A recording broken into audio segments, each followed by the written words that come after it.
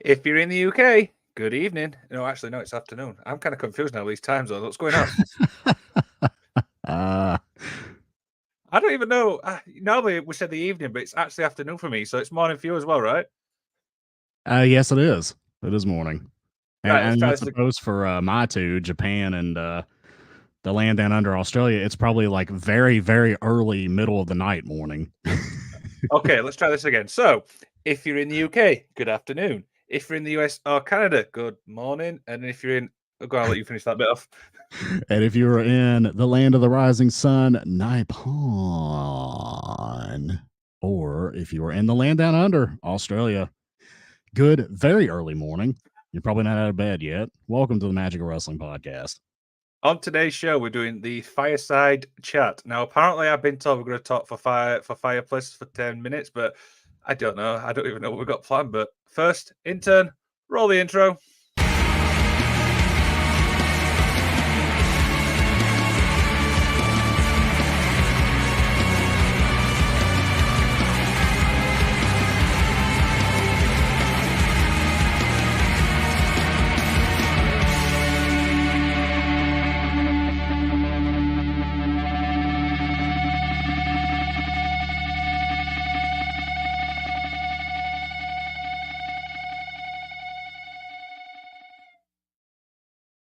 See what happens? You change the time zones, and all of a sudden, everything just goes to pot.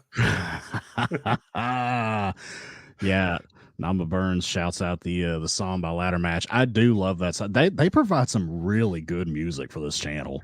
Like I Yeah, like all the songs that we use. They're all fire. I dig them. they do, and of course, it's Saturday afternoon in the UK. I'm going to get this straight before the show's out, but you know what I mean. But welcome to the Magic of Wrestling podcast. I am one half of the host, Liam Wakeland. And I am the effing expert, Mr. Isaacs, and you are tuned in to the special Fireside Chat episode.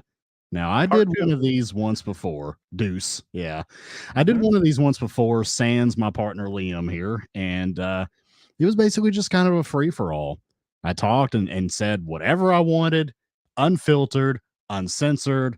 I had a lot of commentary from the community, and we had a great time. I think it ended up being a really good show because it kind of exemplifies what I've always been accustomed to when it comes to a podcast. Now, obviously, podcasting was more of an audio centric medium before YouTube kind of became a big thing for podcast over the past few years, and it's it's a format that I think is a lot better off the cuff. Now, the video component of it kind of introduced kind of a segmented type format for podcast. But if you listen to an old school audio podcast, it's very off the cuff. It's very just two, three, four guys having a conversation about something they love. And that is essentially the essence of what I want to grasp here with the fireside chat on the Magic of Wrestling. Liam, did you ever listen to any like old wrestling podcasts or anything before you joined the effing wrestling network? Apart from obviously like your standard ones, obviously the 83 weeks and stuff like that, not really. So I'm kind of obviously learning on the cuff with this, to be honest with you. Yeah. So there was, obviously, and I know I've spoke about this in the past, but I was heavily influenced by talk radio. Like when I Mhm. was in college and I was studying political science, I listened to a lot of talk radio of just people just getting on the air with these boisterous voices. Welcome to the show, everybody. And they're just getting on there and they're arguing and they're talking about things they're passionate about and they're arguing with people. I always wanted to be the liberal college kid that called in and argued with Rush Limbaugh. That's what I always wanted to be. I never actually had the guts to do it, but I thought about it a few times. Um, Mhm. but yeah, I fell in love with that format. I fell in love with the format of just somebody turning a mic on, opening it up, bringing people in, talking to them about something they're passionate about, something that's going on with their day, something that a lot of people have strong feelings for, which Mhm. back then was usually either local sports or politics, because that's pretty much all you had access to on your radio dial, at least here in America, right? Mhm.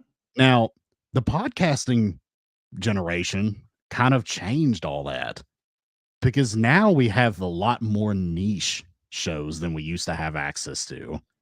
Used to, it was just your local sports teams and politics, or you could listen to music. Now, there's a podcast for literally everything. There's a Yep. million wrestling podcasts out there. Effing wrestling is the best, obviously, here. But there's a lot of them. I mean, there's podcasts for everything. You know, my wife is quite fond of listening to true crime podcasts, you know, the whole deal. Me too.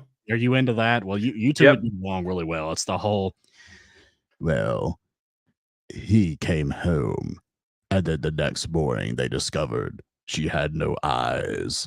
Her tongue had been removed. Okay. At least that's kind of my true crime spiel there. But you know, I mean, I'm pretty sure you could find a podcast about basket weaving if you really wanted to. Like, Yeah. it's a great day and age for content creation, and I'm blessed to be a part of it. I think I said this last time on the Fireside chat. I've been very happy that I was able to get affiliated with this community and this network, and that affords me the platform to come on here and talk to you guys about the silly shit every single week. Liam, what brought you to podcasting? Tell me a little bit about like how you got into the medium and what you were into. So it actually all starts with the community, funnily enough. So originally I started doing, like articles and stuff like that. Like for like certain I used to call it like match rewind. So like looking back at like a specific match. And then the problem is I get bored, and stuff like that. And then I was speaking to a couple of friends and I'm thinking, how do you feel if I started like a podcast? Stuff like that. And I'm thinking, yeah, absolutely. So obviously, I went away, came up with the name, the Magic of Wrestling, self-explanatory, obviously with a gimmick, so it kind of works in. But the thing is, thinking about it now, I never really expected it, to take off as much as it has done. Do you know what I mean? I thought it was going to be a couple of month thing, and then bang, it's gone. But I mean, we're on episode what 86, 87 now. Yeah, man. Like we have taken off here. We have taken off like a rocket ship. And you know, some of our podcasts, some of our previous episodes are doing really well in viewership. So thank you guys for that. We really appreciate it. And I'm going to do everything I can. I know Liam's going to do everything he can to try to take this to the next level, take the magic of wrestling specifically, effing wrestling in general, to a wider audience. And I'm excited to be a part of this ride because Yeah, I think it's a lot of fun. You get to talk about something I love every week. And I mean, that's what I like, man. I like to do that. Um, I was always a big fan of the Howard Stern show, right? I got really into that too. And, you know, I love that. I have a dark sense of humor. I love the off the cuff nature who of doesn't? it. You know, just inappropriate jokes. I can make inappropriate jokes all day long. I reel it in because I don't want to give Canada Dry a heart attack, but It's called incentive for no reason. it's a lot of fun. And, you know, when I first started, the first podcast I ever listened to was the Joe Rogan Experience, right? Yep. Because, you know, obviously Joe Rogan is kind of the Howard Stern of podcasting. He's the guy that kind of started all this, that kind of laid out the formula that everybody uses. And, you know, that was the first podcast I ever listened to was his, because I've always been a big MMA guy. Like, I love watching the UFC. Of course, Joe Rogan is color commentator in the UFC. And so, you know, he had on some guests that I had heard of. And, you know, I got into watching and listening to those. Well, it wasn't watching at the time, it was just listening. And I thought to myself, you know, I think I read on a wrestling website that there's a wrestling podcast out there that this independent wrestler that I wasn't really too familiar with, but this gentleman by the name of Colt Cabana had a podcast called The Art of Wrestling. And, you know, I had read that he was really good friends with CM Punk, and he'd had him on the show before. And Canada Dry is going to like this because the very first time that I ever looked up The Art of Wrestling and watched or listened to an episode of it on my lunch break at work at my shitty call center job I was working at the time was an interview with Natalia Neidhart. to bring it back full circle here, it was a member of the Hart family involved in the first ever podcast I ever listened to in pro wrestling. Liam, had you ever listened to The Art of Wrestling before? Or was that a little I have before? not. That's a little bit before my time, unfortunately. Yeah, I mean, he kind of hit his stride back in like the early 2010s. That's when he was like super, because I mean, it was virtually, he was the only professional wrestler that had a podcast back when he started doing this. He was the pioneer. He was the guy that started all this. And basically all wrestling podcasts have kind of been an offshoot of his original iteration, The Art of Wrestling. But he would bring on independent guys, guys that he worked with in high school gyms and whatever. And he would just sit them down and they would just have an off the cuff conversation about what it's really like at the gritty lowest level to be a professional wrestler. Like what their families had to say about it, what they enjoyed about it, what got them involved in the product, where they see it going. Now, most of these guys were starving artists, right? These were not guys that were making real money. But if you go back and look at it, it's a lot of people who made a lot of money later in their life. And it was just so inspirational to think about listening to, for example, Kevin Steen. We all know him as Kevin Owens. But he did an episode where he was literally like, I love professional wrestling, but it's just not putting enough food on the table. And I just don't know if I'm going to continue doing this because I'm just going to have to consider getting a job. And and it was right after that he signed to WWE. Well, that's really interesting. I mean, the thing is, obviously, speaking about the 90s, we did obviously an interview with Kirsty Love, and I remember you actually asking that exact question to obviously Kirsty. Obviously, she's just starting out on her wrestling journey, and I can't remember exactly what she said, but it was like, okay. So it just kind of like linked in, what you've just been speaking about there? Yeah, absolutely. Nama says, dude, Colt is actually an intelligent wrestling mind. Most fans have negative opinions about him out of ignorance to his history. I would agree with that.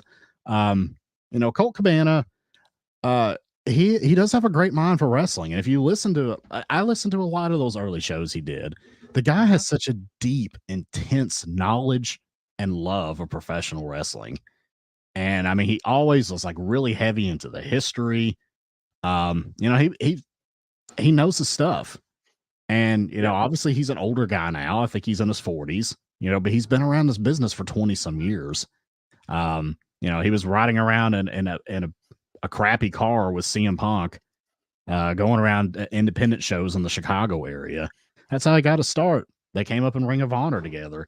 CM Punk actually kind of got his start because of Colt Cabana, because the independents wanted Colt Cabana because he looked like a wrestler. He was always jacked and he had that aesthetic. But to my understanding, Colt is the one who kind of like talked them into, hey, I've got this friend over here who's really good. He doesn't look like your traditional wrestler, but he's really good too. Can we bring him along? And that kind of got CM Punk into it, working a lot of these early shows, which is very unfortunate now that, they don't speak to each other, but that's a whole different can of worms too. Obviously, probably the most infamous podcast in wrestling podcasting history was that 2014 surprise drop on Thanksgiving Day of the CM Punk episode that just completely shook the world. Now, Liam, I don't know if this was before your time, but have you ever looked into or listened to that infamous episode? I've listened to bits of it, obviously, online, but I've not actually sat and listened to the whole from start to finish, so I can't really, make an assumption on this one. Yeah, so this is the famous shoot interview of CM Punk after he walked out of WWE. So he did the Royal Rumble in 2014, right? Yep. He had the nagging injury issues, and that was literally the last time you ever saw him in WWE. He vanished. And he went radio silent. Nothing on Twitter, nothing anywhere. Nobody ever heard anything from him until Thanksgiving Day later that year. Literally Thanksgiving Day, there was a surprise podcast drop of him talking to his longtime friend Colt Cabana. I think it broke Wow. records for podcasting downloads at the time because it was the first time he ever publicly spoke about his issues with WWE, and it was intense. Like he was very, direct. Yep. Think about the brawl out conference, press conference. That's basically what he was doing here, but about WWE. This is Okay. where he infamously went on his rants about how Ryback was an idiot because he injured him and didn't know how to work, and Triple H was jealous of him. And I mean, just it. It's a fantastic interview. I mean, he's very angry in it, but it's a very fantastic interview. If none of you have checked that out, I would strongly recommend you do because it's a time capsule of wrestling history of that particular time. Yeah, the other obviously podcast, the one which stuck out for me is, and it's one I think about now, is Talk is Jericho with Moxley after he left WWE. That was probably, I know that's a little bit like, more modern, but that's Yeah. one which stuck out for me because that one for me kind of changed my perception, obviously, on WWE a little bit. It was kind of funny because like when Moxley left WWE, when Dean Ambrose left WWE and became John Moxley, like there were people clamoring to do a CM Punk Art of Wrestling style interview with Moxley. And it's Mhm. like everybody was trying so hard to get that exact moment and to get that exact fire. Um, Jericho being one of them. And I just remember in particular, I remember Wade Keller of the Pro Wrestling Torch, um, who I've mentioned a few times because I was a Pro Wrestling Torch subscriber when I was a kid. But Mhm. very early on in wrestling podcasting, probably the second wrestling podcast I ever listened to was his Pro Wrestling Torch podcast because he, is a brilliant historian. He's been around kind of as long as Meltzer. And, he would interview a lot of guys. He had Moxley on. Mhm. And you could tell he was trying so hard for that to be like the CM Punk Art of Wrestling interview. But, unfortunately, Wade Keller's not nearly as charismatic as Colt Cabana, to say the least. And he just wasn't. And Moxley's no CM Punk either, let's be honest, personality wise. So it didn't end up being what he intended it to be. And, it was about an hour and a half interview. And I would venture to say a full half hour of it was just advertisements. It was Wade Keller trying to sell premium subscriptions to the Pro Wrestling Torch. No, everybody, you get the PW Torch VIP for $10. Blah, blah, blah, blah, blah, blah, blah. I mean, this was like literally every 5 minutes in the interview. I mean, it made it borderline unlistenable. So, like, people have been trying to recapture that moment, but they never have. Like, there's never been a podcast that has been as impactful as that single podcast, in my opinion. Yeah, and the thing is now is I've got a little obviously question about this. Obviously, you've listened to now more than one podcast. Has any podcast changed your perception, obviously, of the wrestler individually? Like, if you see them in person, you think they're an ass, but then if you listen to the podcast, they're kind of cool, if you know what I mean. Um, yeah, I kind of feel that way about most of the wrestlers who have started a podcast, honestly. Like we said, Colt Cabana was the first, but then a few years later, Stone Cold Steve Austin started a podcast. And then, that created a whole new chain of events where then all of a sudden, Jericho piggybacked shortly off of that. We had MLW radio, which I love that. I thought that was great. I'll circle back to that here in a second. But yeah, I mean, it kind of opened up a flood of wrestlers jumping on the podcast realm because then they realized that they were sitting on gold, right? They're sitting on Mhm. all these stories and all this backstage knowledge that fans have been hungry for decades. And they're just like, you know what? Let's monetize the shit. let's let's sit down, let's record some of the stuff. People are going to listen to it. They're going to eat it up like candy, and let's make money.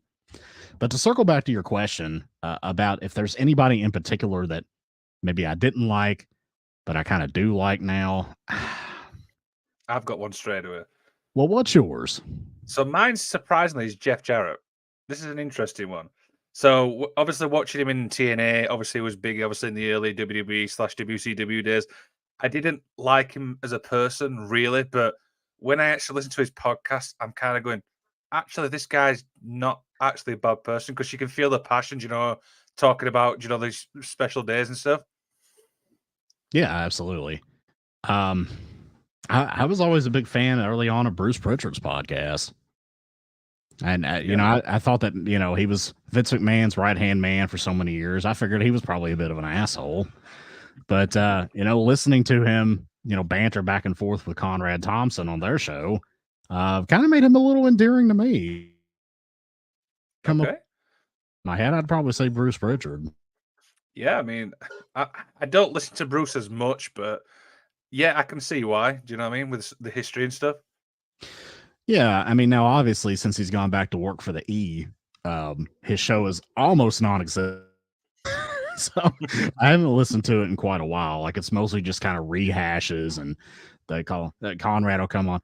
All right, today, guys, today we got a Bradshaw remix, and it's like a 4 hour long episode of just clips of them talking about Bradshaw. And that's kind of become like the norm every week now because he's too busy to actually do an original podcast. So I don't listen to it nearly as much as I did, but I was always I liked 83 Weeks. I liked all those.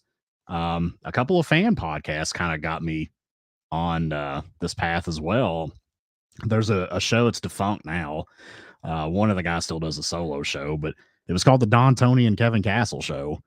Mhm. And it was kind of the first fan podcast I ever stumbled on. And they did it kind of like a Howard Stern show. They said anything they wanted to say. They were unfiltered. And I was like, wow, I've just never heard anybody talk about wrestling like this before. And it like really inspired me. And I kind of carry that with me today. And it's like, yeah, they have the courage to just say what they want to say. And they don't care. They have wrestlers get pissed at them on Twitter. They don't care. They do it anyways.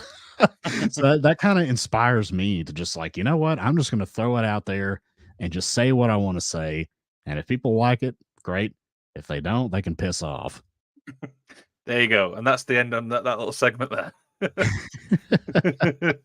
What else we got?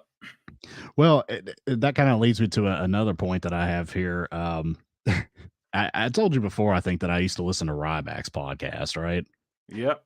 When he first started with Pat Buck, and he kind of came across as a likable guy back then. And then he just kind of got like slightly more narcissistic as it went along.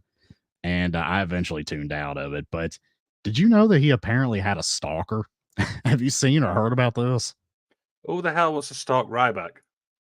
There's apparently this guy, and his name was Chase, apparently, who had like a negative interaction with Ryback back in like 2011 at a gym. And he's literally been like stalking him like ever since. I can't And understand why. Ryback has been doing these live shows, these live podcasts on like Twitter, because he's a big free speech guy. I got to go to the free speech platform. So like he's been doing these live shows on Twitter. And apparently this guy called in. And if you all haven't seen this, you need to look this up because this guy called in and just went on a tirade and started threatening Ryback, threatening his family. Like it was really intense and weird. And Ryback went back and forth with this guy live on the air for like well over an hour. Dallas said I wouldn't stalk Ryback. I think who would? Yeah, I mean, I wouldn't either. But I mean, this guy was like, he even like doxed him. He's like, "Do you live at blah blah blah blah blah in Las Vegas, right? That's your home address." And Ryback's like, "Yeah." And the guy's like, "Yeah, I'm watching you right now, MFer. You come outside, I'm gonna get you." I mean, this went on for like an hour. He talked about like doing bad things to Ryback's mom and knowing where she works. I mean, it was really intense. And it's like, man, like there's some really crazy obsessed wrestling fans out there. Like, but if you all haven't heard that, I recommend going out of your way to check it out. I'm not the biggest Ryback fan, but I kind of like how he handled this, to be honest with you, because he wasn't intimidated at all. He just let the guy keep like hanging himself, gave him enough rope, and it was intense, man. Like it was crazy. I like how Canada Dry says we should do a call-in show. I would love to do that. I don't know how to set that up, though, unfortunately. I think there's a way we could do it. We can Okay. discuss that off air sometime. I've thought about doing it at some point. I know a lot of podcasters use Discord for that. Yep. So where I have an audio mixer. I can play something on my PC and it'll Yep. come across live on StreamYard just because I'm using a mixer. So Oh, if I were to set up Discord for like effing wrestling, and if anybody wanted to join the show and talk for a second, I could set it to where they could speak in Discord. They could talk to us, and then I could cut it off and move on to another caller through Discord. I think a lot of podcasters do that. I mean, that's maybe something that's we could really do sometime if somebody really wanted to do it. yeah. I mean, that's maybe something we could do in the future. I'm kind of excited for that. Amy Mizuno says mixer shut down. Yeah. I'm aware of that. But this is Discord. This is different than Mixer. This is something that a lot of like gamers use. It's popular with Twitch streamers. That's kind of how I know about it. But I mean, that's something we could do sometime. I love to be interactive. I think it'd Yeah, be cool for us to just have a show where we kind of talk about some controversial things or whatever and have people call in and look, I'll debate with you. If you don't like my opinion on something, call in. We'll have a civil debate. If you start taking personal shots at me, I'm going to say F you and hang up on you. But, if you want to, get in touch and debate me about an issue I had or something, that's cool. We can have a conversation. Liam, would you enjoy that? we could even do a. I've just thought of this thing. We could even send the link to this StreamYard and let the person join in. Just a You suggestion. could. Yeah, I mean, you definitely could. Of course, I got to have a camera and all that kind of stuff. I mean, whatever works, it can be done. Oh yeah, absolutely. So I mean, the thing is, obviously, we spoke about things obviously before we came on the air, and you mentioned obviously the WWE product at the moment. You're not really a big fan. I'm not. No. I I'm just gonna be totally honest with you. I've barely watched Raw or SmackDown for like 2 or 3 weeks now. Like it has gotten so stale and so boring that honestly, I can't bring myself to sit down and watch it. Like I can't bring myself to watch a full 3 hour Raw. And Raw wasn't even that bad the other night. It's just I don't know. It's just not sparking any interest in me. Is it? Now Is it I because? don't think that a lot of you. This is an AEW centric community. Not breaking the fourth wall here. I'm just being real.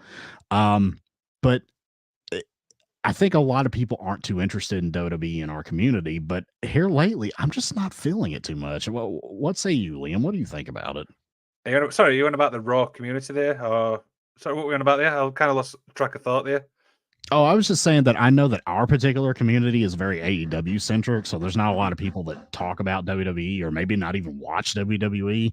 Hmm. Um, but I do. I've always been a big fan of WWE, and I'm just not feeling it lately. Like I think it's dull. I think it's boring. It's predictable.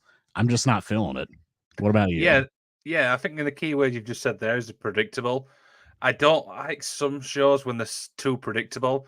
Don't get me wrong, obviously we watch AEW, sometimes the matches are predictable, but then you always get that match going, oh, okay, I didn't see that coming. But yet, when you're watching Raw or SmackDown or even NXT, do you know what I mean? It's like you know who's going to win, so it does take away that, authenticity for me. Oh, I almost never watch NXT. Don't get me on an NXT rant, dude. Like, I loved NXT in the golden black and white era.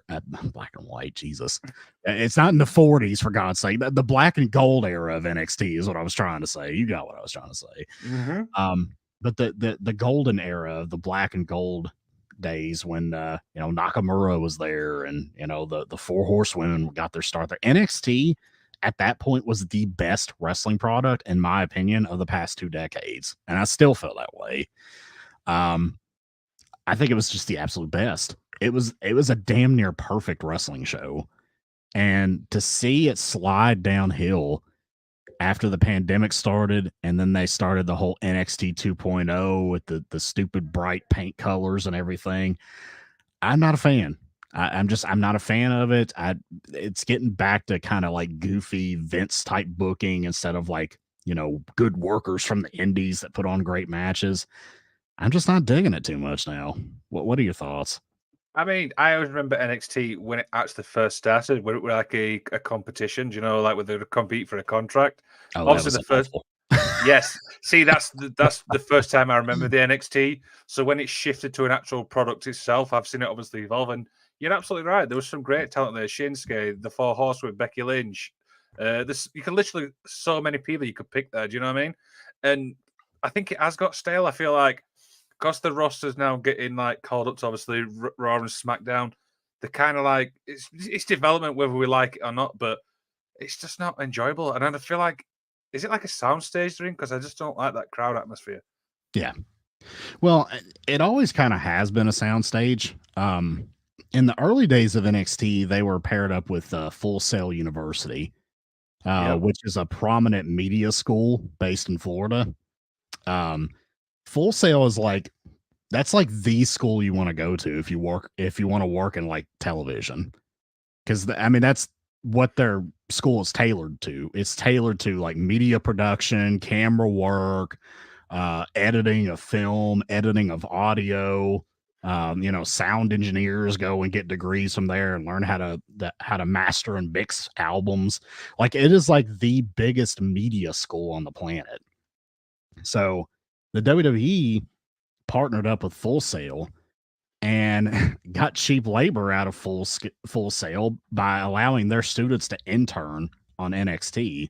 Mm-hmm. So it was actually students of media production that were like working on those packages and doing the camera work and the lighting and the sound mixing. Like all that was done by students of Full Sail that were learning how to do that on a professional TV show.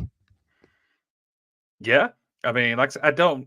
I've kind of tuned out from the NXT product, so I've not really followed up on the history or anything what's going off with it really. And I do kind of feel sorry for Shawn Michaels because obviously you've got a guy with. I mean, we did the highs and lows obviously in his career, and we said that it's got to be a high. Do you know, helping that next generation? Yeah, absolutely. I mean, and two, and I think we discussed this on a. I think I discussed this on an episode of I don't know if it's Collision After Dark or what. There is a very big difference between being great at something and teaching something. Yeah. So, like, you know, for example, let's just throw this out there because I'm a Kentucky guy, right? Let's talk about the University of Kentucky men's basketball coach, John Calipari, is an amazing coach. He's a Hall of Fame basketball coach, but he was a mediocre player. When he played, he never made it to the NBA. He just played in college. And he was not known as a great basketball player, but he went on to be a great basketball mind who could coach people better than almost anybody. Now, Mm-hmm. compare that to Michael Jordan, who's probably the greatest basketball player of all time ever in the history of the sport. And screw you if you say LeBron James. It's Michael Jordan. But no, but seriously, Michael Jordan's better than LeBron James. But yeah, Michael Jordan probably isn't that great of a coach. I mean, I don't think he's ever coached before, but I can't imagine he would outcoach John Calipari, even though he was an insanely better player than John Calipari.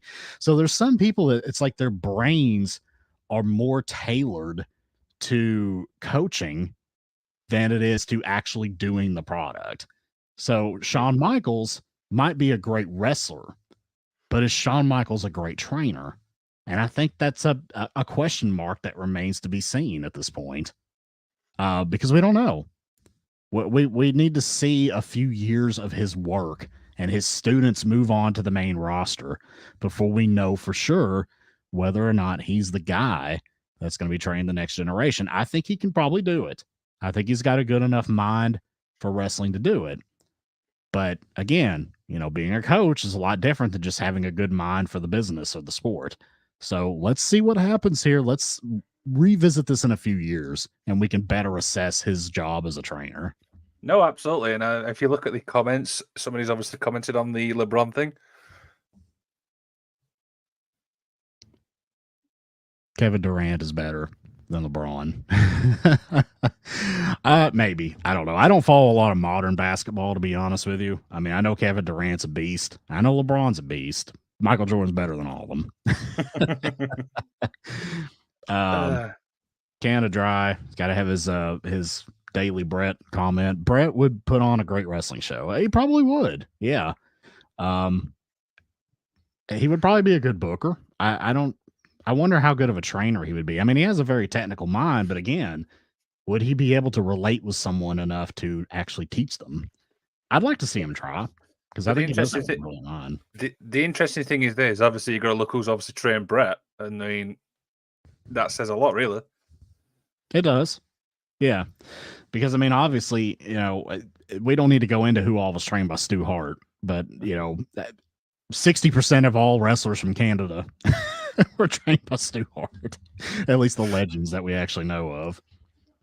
There you go. So I'm just Let's see checking all what the else we got comments. in the comments here. Raw was good last week. Yeah, I fell asleep during it, but it was entertaining up to that point. That Ring of Honor pay per view stunk. I did not watch the Ring of Honor pay per view. I have not even read the results of the Ring of Honor pay per view. Liam, do you know anything about it? I know some of the results, but I'm not going to spoil it for you. Oh, I mean, I'm probably not going to go watch it. So. Okay, so Athena retained. I think the only titles have obviously changed hands were the tag titles. Who are the tag champs now? Aussie Open. Oh, okay. Okay. Which I've got to be honest, I kind of like, obviously, Aussie Open, to be quite honest. Yeah, I like them. I've seen some of the work in New Japan. I think they were pretty good. Ring of Honor is just in a weird place, man. It's in such a weird place. Like, I appreciate that Tony Khan bought them. I appreciate that they've kind of become like almost a developmental feeder, almost like an NXT for AEW. Because I think that's a good fit for Ring of Honor.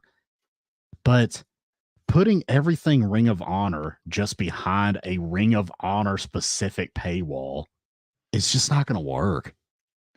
Do you think? I do not think that's going to work. I really don't. I mean, do you think there's a substantial amount of people that are tuning in and subscribing to Honor Club? They don't even get the pay-per-views. They just watch the old shows and then the weekly TV shows. But here's the thing, though, right? And you've got to remember, look at the libraries is also the key thing of Ring of Honor. You're talking, I mean, when did Ring of Honor start? Early 2000s, as a guess? 2002, if I'm not mistaken. There you go. So you've got, at the minute, you've got 21 years worth of history. And let's be honest, some of the old stuff from the early days of Ring of Honor it's top notch. You know what I mean? You're going to get, obviously, the Briscoe matches. You got the call, CM Punk in his head. You know what I mean? There's so much there.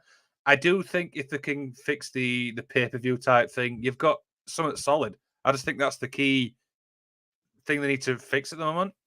Yeah, I mean, at a minimum, they need to make the Ring of Honor pay-per-views live part of Honor Club.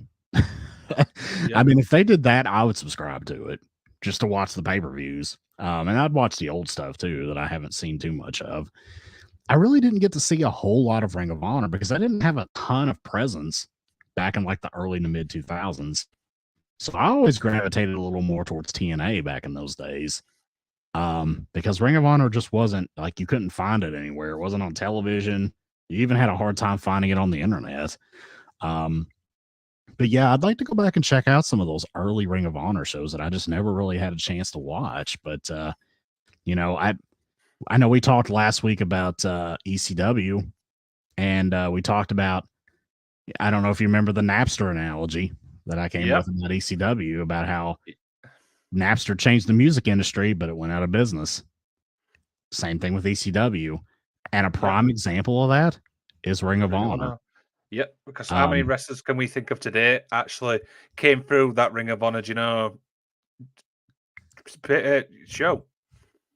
Yeah, absolutely. I mean, but Ring of Honor kind of attempted to fill that gap that ECW had. And I mean, it was started by Gabe Sapolsky and Rob Feinstein, both of which had business dealings in ECW. I mean, Rob Feinstein did RF Video and was the official video distributor of ECW whenever they were in business. And Gabe Sapolsky, who of course was the booker for Ring of Honor for many, many years, was Paul Heyman's personal assistant. So like he learned wrestling booking under Paul Heyman, and then took that and made Ring of Honor a success. And Ring of Honor, of course, inspired virtually every independent and modern day star you can think of. And again, if Gabe Sapolsky hadn't been under the learning tree of Paul Heyman in ECW, none of it would be there. So again, I rest my case. ECW was the Napster of wrestling. Yeah, it definitely is. It definitely is. I mean, there's so much stuff out there, do you know, wrestling wise, even in the UK scene right now. Do you know what I mean? That's doing terrific. I mean, I've said this on obviously a lot of the extra shows we've been doing. Is you've got a core of wrestlers. I'm talking. I'm going to mention names now. People want to check them out. Go for it. Got Lizzie Evo. We've got Man Like Derice. We've got Leon Slater, and these are all young people. And you know, even though they're like facing in this like promotion, that promotion, we're still getting to see these actual wrestlers throughout. So I kind of like the obviously UK scene right now at the moment. Yeah, yeah, and I'm glad to see the UK scene exploding. I know that a few years back, Progress was kind of making waves and kind of got a lot of people, at least over on this side of the pond, interested in what was going on over there in the UK. And Rev Pro obviously has been working with New Japan pretty closely for several years. Mm-hmm. I think it's funny when Rev Pro, when their champion defends the title on New Japan TV, they are on a pay per view or whatever the hell they call their shows. They'll be like, he's wrestling for the British Heavyweight Championship. So it's almost like that's kind of been absorbed and become like a semi New Japan title, which is pretty cool. But yeah, the UK has really exploded over there the past few years. I mean, I know that's pretty exciting for you guys because you probably didn't have a ton of British centric wrestling growing up. Am I right? No, that you're absolutely spot on there. The one thing I like at the moment is these wrestlers are still only young. Do you know what I mean? So they've got the whole. We, I mean, we call it not in their prime. I don't know what you guys call it. Obviously, when they're hitting that peak. Yeah, I mean, when you're doing the best work of your career, we say you're in your prime. Yeah, Mm-hmm. and we say you're past your prime when you start kind of moving past beyond that point. Is that what you're getting at? Yeah, so obviously, I know sometimes we obviously say one thing, you guys might refer it to different. So I'm just making sure I don't like say the wrong thing, you know? It's funny you say that because do you know what threw me off for a long time about working with you? Okay. Like, so here in the US, like if we nail down a time, like we're gonna do something at 3, like 30 minutes past 3 o'clock, we would say 3:30. You Yeah. say half 3, right? Yeah. That really threw me for a loop for a while. Yeah. It's like halfway past the hour is what we do. Yeah, It's I it's mean, kind it it's makes kind of total weird. sense. When you think about it logically, it makes total sense, but, like, we don't phrase it like that here, so, like, that really kinda threw me for a loop when we first started working together. Do you know one thing that throws me off every single time is when the clocks go forward or back? Oh, We've yeah. had this we've had this many times where obviously I'm referring to Wrestling with the Paranormal. This show airs at 11 p.m. Joe the US UK time, but then I've got Aaron messaging me at 5 to 10 going clocks have gone forward. I'm like, oh shit! So I literally got to run upstairs, literally like log in and just set up so quickly. It's unbelievable. But But you guys I kind of have daylight savings time, right? You guys have that in the UK, you observe that? yes, it's very weird, but I'm getting better at the time zones. Don't worry. I don't know if, like, daylight savings time is uniform across most countries in the world or at least the developed world, I don't know. I know that here in the US, we adopted it actually through a piece of legislation. Like Congress actually passed it as a law, and it was signed into law by the president. And I know there's been talks of repealing it. There's been talks of getting rid of it in this country. I didn't know if the rest of the developed world did that or not, but that's interesting to know that you guys do that too. Yeah, it's definitely it's a weird thing, but hey, So, as you obviously know, I've been doing obviously a lot of wrestling interviews, and I came across a story which really it pulled at my heartstrings. You know what I mean? I'll explain why in a second. Yeah, Now, this I reached out to one specific wrestler because of a story. I'm not going to mention her name because she didn't want to, but I'm still going to mention the story briefly if that makes sense. yeah. Go ahead. Now, so the story goes, I mean, she's only young. I think she's in the 20s. I could be wrong about that. And she was suffering from migraines and stuff like that. Do you know, obviously doing in the ring and stuff. Yeah. And it turns out that obviously her parents obviously told her to go and checked out because there's something wasn't right. And long story short, she actually had a stroke. Oh man. Ooh. Yeah, I mean, and I mean, the good thing is obviously, I'll tell you who it is after the show, but as a mark of respect, I'm not obviously going to mention who it is on here. But the things she obviously said that she had to go through, obviously not being learned, obviously pick a fork, like general stuff and like that. Yeah. It really, because she was so young, it really made me think, going, it doesn't matter what age you are. Do you know what I mean? You could literally have a stroke at any time. You know what I mean? Oh yeah. Yeah. I mean, I know it's kind of rare for someone that's in their 20s and 30s to have them, but they do happen. And, typically when that happens, it tends to cause at least partial paralysis in half the body. So, like, your whole left side of your body will be just completely messed up where you can't, like, hold a pencil in your hand or a utensil, a fork or whatever, like you said. Even have trouble speaking out of that side of their mouth. And I mean, that's a tough thing, man. And that requires a lot of therapy, Yeah. a lot of So rehabilitation. I'm just going to read, obviously, a paragraph. Obviously, what she wrote was, Sure. I undertook grueling physiotherapy, speech therapy, and forced at least to try and get her life back on track. Now, the good thing is, and this is why I think this story is so remarkable, is even though everything she's faced, she's been able to get back into the ring. Yeah. And I'm sure she had to do a hell of a lot of physical rehabilitation to be able to do that. But I mean, that's awesome that she was able to. Yeah, and it made me think, like I said, appreciate life. Do you know what I mean? It doesn't matter what age you are. Do you know what I mean? Anything like that could happen. That's very important, man. I mean, it really is. And I mean, I have some personal goals of myself. I'm turning 40 next week. Mhm. So that's a big deal, man. Like getting out of my 30s, getting into my 40s, I'm going to have to be a little more health conscious than I have been in the past. And, I've got some things in mind that I want to do to try to curtail that because I've had family members with strokes. I've had family members with heart disease, diabetes. My grandmother that I just lost, a couple weeks back that, we'd mentioned on the shows, died from complications of a stroke. I mean, she just all of a Yeah. sudden had a massive stroke in the middle of the night, never woke back up. I mean, now she's in her 80s, but the story you just gave was somebody it happening to in their 20s. I mean, this can happen to you at any time. So I mean, don't Yeah. wait till it's too late, guys. Let's not do that. Let's try to get a hold of our health now while we still can. I know for me, I got a lot of heavy kettlebells. I'm going to start trying to swing them again and start trying to eat more vegetables and more lean meats. And I'm thinking about in the next few months starting Brazilian jiu-jitsu so I can learn how to strangle and break some arms. Yeah, and obviously, this person may not watch this show, but do you know what I mean? It's such. I mean, obviously covered a lot of stories. Obviously, speaking to wrestlers, and this is by far one of these that it just makes you think and appreciate life a lot more. Do you know what I mean? Oh, absolutely. Yeah, I mean, it is sad that sometimes we have to go through an experience like that in order to get a better appreciation. But if it's a catalyst for change, for positive change, then in the long run, you might look back on it and say, "Hey, if that hadn't happened, I might be in an even worse place." Like it. You got to find some kind of positivity out of everything. Every kind of setback that you have in your life, you got to find some kind of positivity out of it because you'll be stronger for it.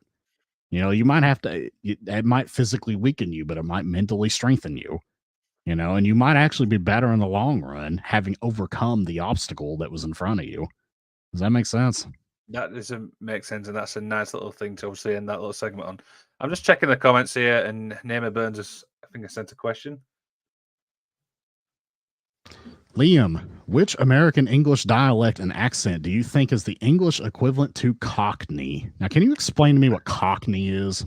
It's a type of language they speak, and that's basically what we call the people from our capital, London. Oh, okay. So it's There you kind of go. like the dialect of British folks Nation's that live cap. in London. Okay, It's like the nation's capital, as we call it. gotcha.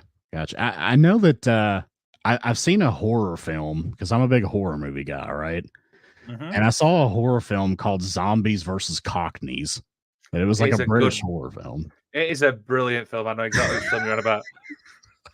I was wondering if you had seen that. I'm gonna have to check that out now because I was like, I don't exactly know what a Cockney is. It's just one of those weird British phrases that I don't understand, I guess. But I have to ask Yeah, him about it sometimes. So I'm glad that came up. yeah, it's definitely. I've seen the film. It's brilliant. You'll enjoy it. Apparently, Nama Burns has seen it, said it was a great movie. So I'm gonna have to check it. I don't remember where I saw it. I don't remember if I saw it for sale or if it was on Tubi or something. Evan Wrestling says Southern Americans are equivalent to Cockneys. Okay, so Okay.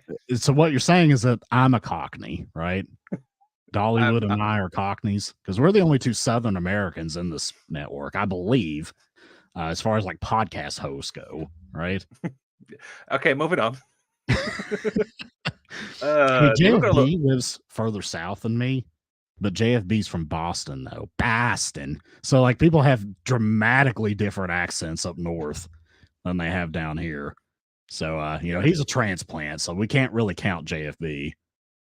Okay. Okay. So we've got a little bit more time left. Anything else you want to discuss while we're here? We've got plenty. It's plenty of time, really. Well, let me see. Let me see if I missed anything in the chat here. And we got a good turnout today, guys. Thank you all for showing up. I really appreciate that. One thing I can talk about, well, we'll get to this comment first. JFB breaks out the Boston accent once in a while. One thing that JFB does that I like that I think is funny is like he insinuates that he has family with mafia ties. I think that's pretty funny. Well, I'm not. Better not piss him off, then, shall we? Oh, I know. Yeah, it's like you MMFers better stay in line, or you'll be swimming with the fishes. See. I'll let So you yeah, think is about anything? that one for a little while. Okay. Anything else on your list? Well, I don't know if you got a chance to check this out or not, but I know a couple of you did. I actually did a effing wrestling Twitch stream this week. Did you get a Oh chance no, to see I have that? not. Okay, so if you go to the effing wrestling Twitch screen, Twitch account, twitch.tv/effing wrestling, you can find a video on demand of me streaming AEW Fight Forever for about an hour and a half. And, I kind of just went through and tested it out a little bit. And because I really hadn't got a chance to play it that much. Right. And it's funny you mentioned that because we're doing next week, obviously, video games, wrestling games, so we can obviously go into detail with it. Yes, we will go into more detail with it then. But I kind of just wanted to get a good feel of it. I had downloaded it. I bought it on Steam on PC. And I downloaded it. And of course, the whole thing with the funeral and all that popped up. And I didn't get a chance to touch it again for a while. And on, I think it was Tuesday night, I was sitting on my couch and I was just like, I really need to bring up Fight Forever and I need to give this a shot. I had not done an official effing wrestling Twitch stream that I'd really pushed to the community since I had started this. And I decided, what the hell? I'm going to impromptu right now. I'm going to jump on the effing wrestling Twitch stream and I'm going to play Fight Forever. So, I loaded it up and, obviously when you stream on Twitch, it's very different than when you're using like StreamYard to stream like here on YouTube. So I use a program called OBS, right? Open Broadcaster System. Mm-hmm. And, I use that then to stream to whatever platform I want to stream to. And, I connected that to the effing wrestling Twitch and played Fight Forever. And Joe Graham came in and joined me. So shout out to him. Noob came in as well. I had some streamer buddies that you brought it up. Yeah, so I mean it was a fun time. I mostly just wanted to kind of just play around with it. I did a ladder match. I made fun of some of the moves in the game. When I was Kenny Omega and I was doing the casino battle royale, Yuka Sakazaki was whipping my ass. Do you know the two wrestlers who obviously I played the game as well, who literally I think are really good on it is Lance Archer and Malachi Black. Oh, I haven't had a chance to try either one of them yet. But Yuka Sakazaki, man, she was a badass. Like she kept doing this thing where she would run around behind me and leg trip me. And I'm like, you're gonna like make me break my nose, lady. You keep tripping me like this. And I had so much trouble eliminating Yuka Sakazaki. And then I eliminated her. John Silver came out, and I just whooped his ass and threw him out in like 2 seconds. So what you're saying is Yuka Sakazaki is a lot more stronger than John Silver. Yes. Okay. Guys, if you want to whoop some ass, you choose Yuka Sakazaki. She did this thing where, when she would taunt, she did this like, this like warrior princess type yell. It reminded me of Xena, like Xena Warrior Princess. Did you ever watch Xena? I did. Very good show. Yeah. She was awesome. She looked very good back then. I love how she would throw the little circular razor and like cut people's heads off. That was always pretty fun. But that's what Yuka Sakazaki reminded me of when she would do her little battle cry. And but no, I mean it was a blast though. It really was. Like I had a lot of fun with it. I had some people from the community join in. It was a lot of fun. I'm a little disappointed that apparently they don't do crossplay because I'm not able to play with anybody else that has like a PlayStation or an Xbox. Like that kind of limits what I could do online. But Nama Burns says I got to create a wrestler and do Road to Elite and all that. Yeah, I need to do that because I mean, I don't think I'm going to really have much of a multiplayer component I could do. I was telling the guys in the stream, I tried to connect and I got one opponent that was like using Cody Rhodes and I was using CM Punk. And it was like extremely glitchy and laggy. And the guy disconnected in like a minute.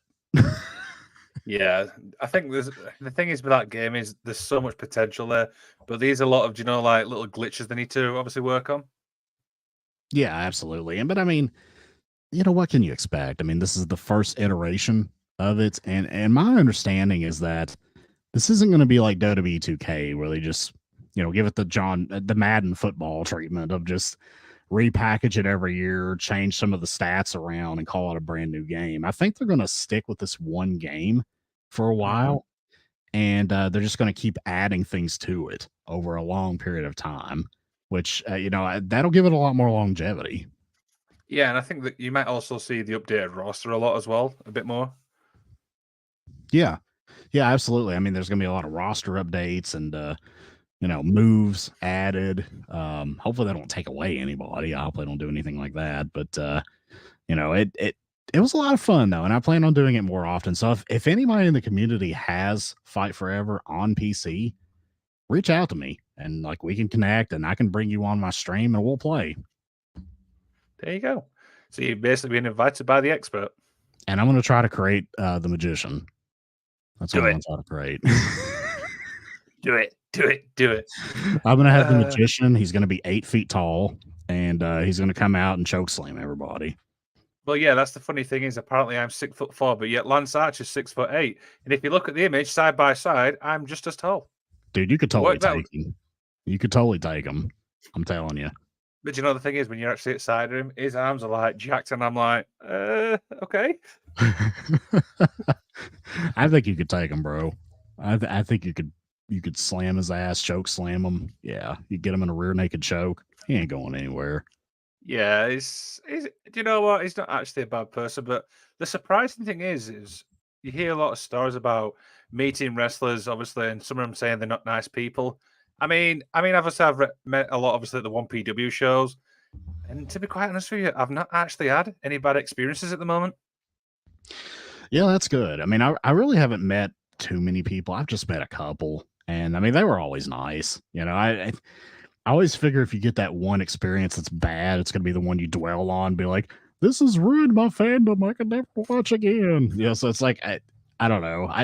I'm not sure I want to meet a lot of wrestlers because it seems like a lot of them, at least by the way they present themselves on social media, get kind of irritated with people coming up to them. So I don't know that old adage of don't meet your heroes, like I think I'd rather keep the ones I meet to a minimum. Yeah, I mean, I'm kind of the opposite. I want to meet as many as possible, to be honest. I mean, I got to meet, obviously, my wrestling idol, so that pretty much says everything, really. Ospreay. Of course. I mean, the guy's British. Of course I'm going to say Ospreay. You just want to learn how to flip like him, right? Yeah, and actually, the funny thing is, my magician in Fight Forever is going to do flips. Do it. It's going to happen. But the thing is, right, and not many know this. Obviously, when I got the chance to meet Will Ospreay, I remember walking away. Do you know? Obviously, after we said like hi and took the picture, the first thing I thought was, this show could absolutely suck, and I wouldn't care. Do you know what I mean? Because it was just that good of an experience. And I mean, luckily the show wasn't sucking, by the way. That's not what I'm saying, but it was just like, got the opportunity just to meet somebody like that. Yeah, absolutely. I mean, it's a cool experience, man. I mean, look, if I had a chance to meet Osprey, I would meet him too. To be clear, so and especially since he's like your countryman, like he's the shining star of British wrestling right now. So it's like you got to meet him if you're a British wrestling fan, right? Yep, and also I can't wait for August the 12th, where I get to speak to the guy who obviously actually trained him. Yeah, that's gonna be an interesting interview too. I'm definitely gonna check that out. Aaron wants me to make a Canada Dry. I will try to make a Canada Dry. All right, guys, Okay. we got to wrap this up. If I didn't have something to do today, man, I'd go another hour or two with this. I got some things I got to do, so we got to go ahead and wrap this up. Liam, do you want to at least start or do any of the plugs? I'll start if you can finish it, right? How's that? Sure. So, if you guys want to follow us on social media, you can head to fnwrestling.com, where obviously everything's on there. We're on Facebook, we're on Twitter, we're on YouTube, we're on Twitch, we're on Threads. We're absolutely everywhere, as always, right? You can find us everywhere, man. You can find us at your local supermarket if you look hard enough. Check the milk section. Mr. Isaacs, go ahead and tell them about the Pro Wrestling Tea stores. Yep. Before we get to that, though, I am going to give a shout out to Fight the World Wrestling. If you want to learn to be a wrestler, Brian Idol and Natalia Markova will teach you how to be a professional wrestler. Go down there, tell them the effing expert sent you. They probably won't know who I am, but tell them anyways. For $250 a month, you get to basically the full experience. And the good thing is, I actually love this. They've got actual championships there as well, so that says a lot, really. And of course, you can go to dubby.gg, use code FN Wrestling to get 10% off. Get your dubby. Come play some Fight Forever with the FN Expert. But you need some dubby, though, because I'm going to kick your ass otherwise. But prowrestlingtees.com/FN Wrestling. You can go there. You can get the infamous shirt modeled by Natalia Markova. You're probably not going to look as good as that, but you can give it a shot. I like the Magic of Wrestling shirt. I got to get me one of those soon by our good friend Dollywood modeling that for us. And you know what you got to do, guys. You know it's coming. Okay, you know it's coming. If you like classic wrestling, and I know you do, you could go to prowrestlingtees.com/Adrian Adonis. Boom, there we go. And it's also on the Adonis t-shirt. He's also on Dark Side of the Ring, which I've still yet to see that episode yet. I know it's aired, so I need to check that one out. So, yeah, I mean, guys, that's your show. Mr. Iggs obviously got a lot of things to do. That's why we've come on early. But don't forget, next week we are back with some wrestling games. So I'm excited to pick his brain on that one. That should be a good one, my man. Looking forward to it. Thank you all for showing up today, and I will see you guys tonight on Collision After Dark. Laters. Good night.